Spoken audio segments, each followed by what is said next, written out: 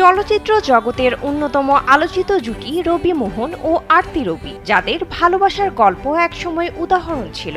আজ তাদের বিবাহ বিচ্ছেদ এখন তুমুল আলোচনার কেন্দ্রবিন্দুতে। কিন্তু এই আইনিভাবে জটিল সম্পর্কে নতুন মাত্রা যোগ করেছে একজন তৃতীয় ব্যক্তি, গায়িকা কেনিশা ফ্রান্সিস।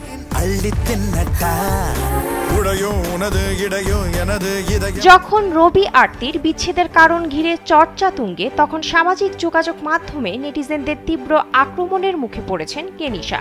কারণ আরতির ইঙ্গিতপূর্ণ এক বক্তব্যে তিনি এক অন্ধকার সত্তার আগমনের কথা বলেন।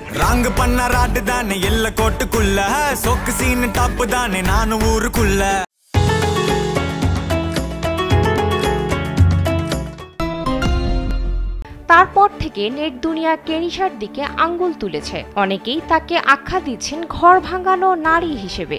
এই উত্তাপের মাঝে কেনিশা ফ্রান্সিস নিজের যন্ত্রণার কথা প্রকাশ করেছেন সামাজিক যোগাযোগ মাধ্যমে।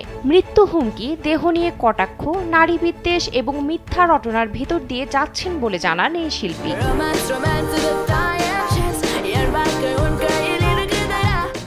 আপনারা কি একবারও ভেবেছেন আমি কি সহ্য করছি?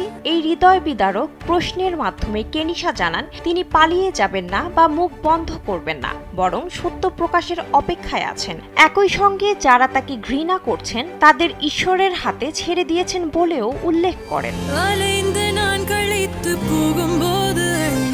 এই সমগ্র ঘটনার কেন্দ্রে রয়েছে 21শে মে চেন্নাই ফ্যামিলি ওয়েলফেয়ার কোর্টে রবি ও আরতির হাজিরা। ভারতীয় গণমাধ্যম সূত্রে জানা যায়, পরবর্তী শুনানি হবে চলতি বছরের 12 জুন। আরতির পক্ষ থেকে প্রতি মাসে 4 লাখ রুপি ভরণ পোষণের আবেদনও করা হয়েছে।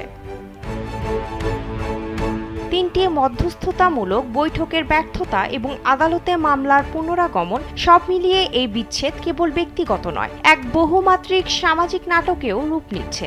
আর এই নাটকে কেনিশা ফ্রান্সিস এখন যেন এক অনাকাঙ্ক্ষিত চরিত্র, যার পক্ষে বিপক্ষে ঝড় বইছে ভার্চুয়াল জগতে। বিনোদন ডেস্ক, কালবেলা।